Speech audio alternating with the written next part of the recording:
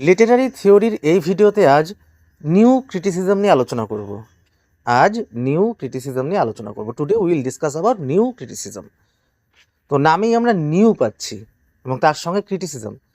New মানে নূতন কিছু, ক্রিটিসিজম মানে সমালোচনা, মানে নতুন রকমের সমালোচনা পাবো। A kind of criticism which is completely new. এক ধরনের ক্রিটিসিজম সেটা সম্পূর্ণ রকমভাবে নতুন। কি সেটা? আর এই নিউ ক্রিটিসিজমের সঙ্গে আরেকটি রয়েছে থিওরি, যেটা প্র্যাকটিক্যাল ক্রিটিসিজম। তার মিল রয়েছে, একই জিনিস, একটা আমেরিকান একটা ব্রিটিশ, জাস্ট এটুকুই মনে রাখো। কিন্তু প্র্যাকটিক্যাল ক্রিটিসিজম আমি এখন বলছি না, কারণ তার পেছনে একটা ইন্টারেস্টিং স্টোরি রয়েছে। একটা ছোট্ট আর একটা ভিডিও বানিয়ে সেটাতে বলে দেবো সেই স্টোরিটা। তো আজ নিউ ক্রিটিসিজম নিয়ে আলোচনা করবো, যেটা ভীষণই ইজি, নতুন রকমের সমালোচনা। New criticism is not old criticism. Simply এটা বুঝতেই পারছি। What is new criticism? Simply এটার অ্যান্সার হচ্ছে it is not old criticism. তার মানে নিউ ক্রিটিসিজম ওল্ড ক্রিটিসিজম নয়। ওল্ড ক্রিটিসিজম কি? Traditional criticism. Old criticism equals to traditional criticism. What is traditional criticism? Traditional criticism কি? Traditional criticism হলো, আগে new criticism এসছে আর্লি 20th সেঞ্চুরি, মানে 1900 সালের পরপর এসছে কিন্তু এই নিউ ক্রিটিসিজম।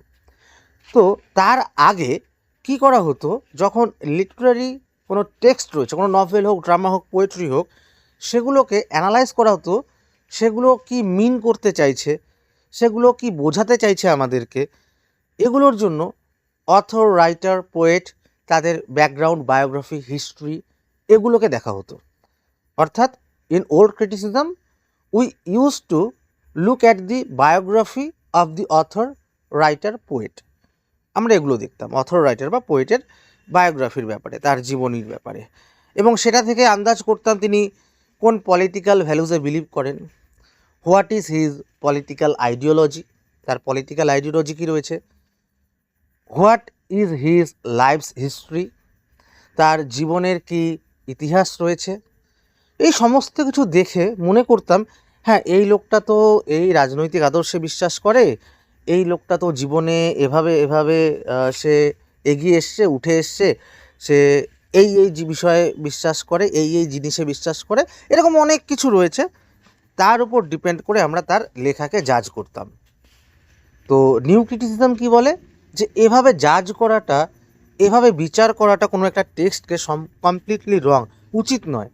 কারণ অ্যাকর্ডিং টু নিউ ক্রিটিসিজম, যে অথর তো চাইলেই লিখতে পারে অন্য কিছু।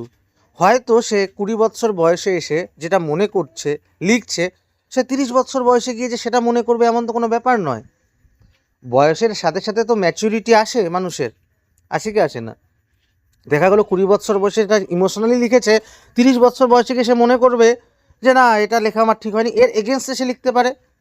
যেমন আমরা দেখি কি, সিম্পলি দেখি রাজনৈতিক দলের লিডাররা, দেখুন না, রাজনৈতিক দলের লিডারদের দেখলে আমরা কি বুঝতে পারবো, যে তারা আজ এই দলে আছে, 2 বছর পরে অন্য দলে চলে যায়, কারণ এই দলে নাকি আদর্শ ভালো লাগে না, অন্য দলে চলে যায়।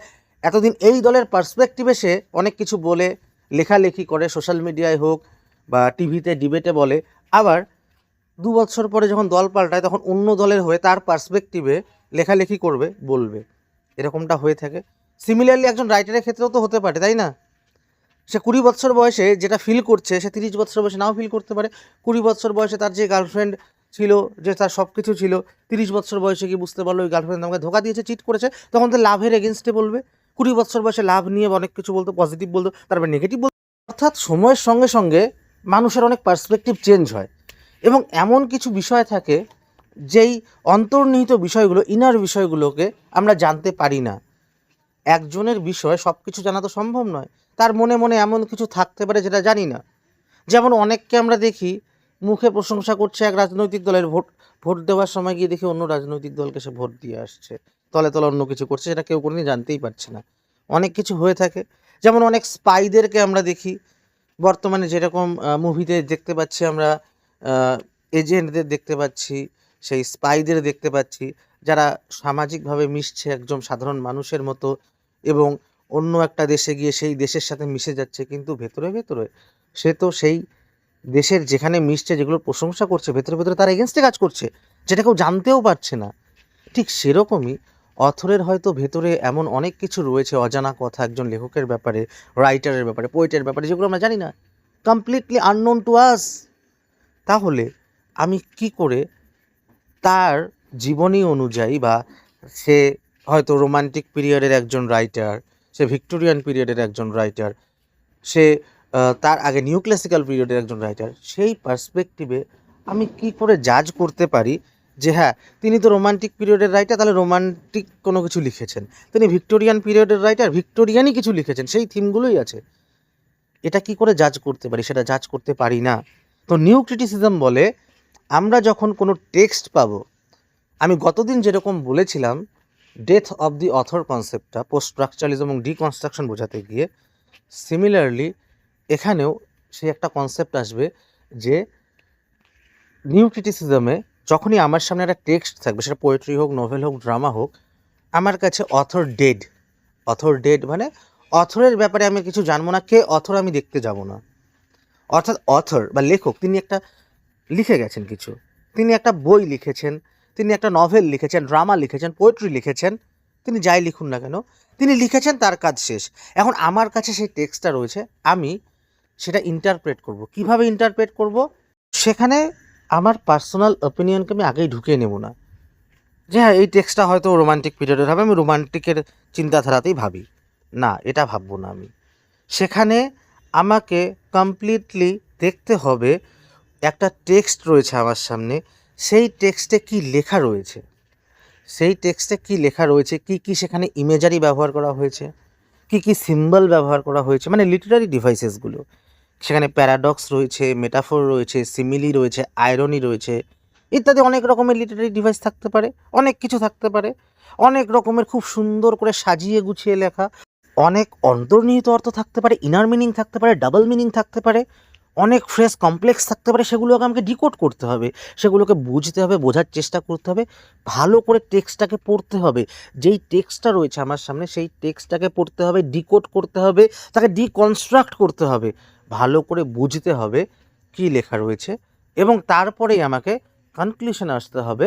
সেই কনক্লুশনে আসবো আমি যে আচ্ছা, তার মানে এটা প্রথম থেকে পড়ে সমস্ত কিছু পড়ে বুঝতে পারলাম যে আসলে এটা বলতে চেয়েছেন ওই অথর বা ওই লেখক। তখন আমি বুঝতে পারবো সেটা।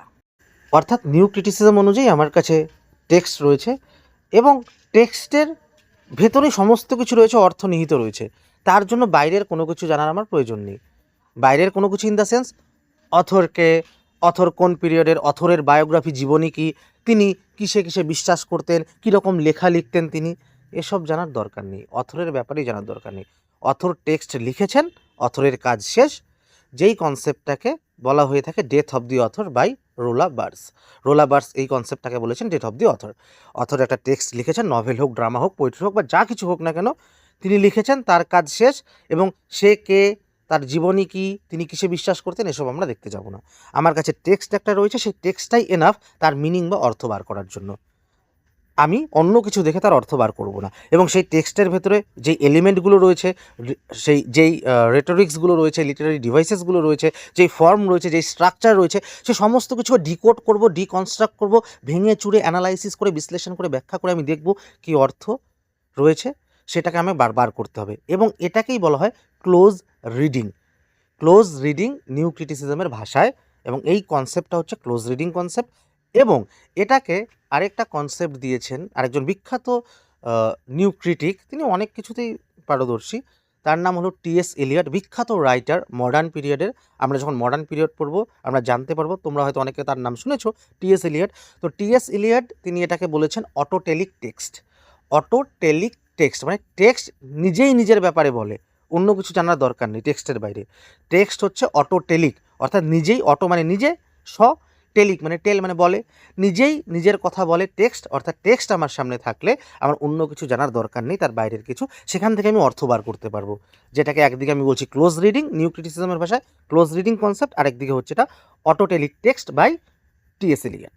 অর্থাৎ এই থিওরি থেকে এটা স্পষ্ট যে যদি আমি অথরের ব্যাপারে জানার চেষ্টা করতাম, লেখকের ব্যাপারে জানার চেষ্টা করতাম, তার জীবনী, তিনি কিসে বিশ্বাস করতেন, কোন পিরিয়ডের তিনি কীরকম লেখা লিখতেন, এটা আগেই ধরে নিয়ে নিজের একটা মতামত তৈরি করে নিয়ে যদি আমি জাজ করতাম, অ্যানালাইজ করতাম টেক্সটটা, তাহলে হয়তো একটা মিনিং বেরোতো।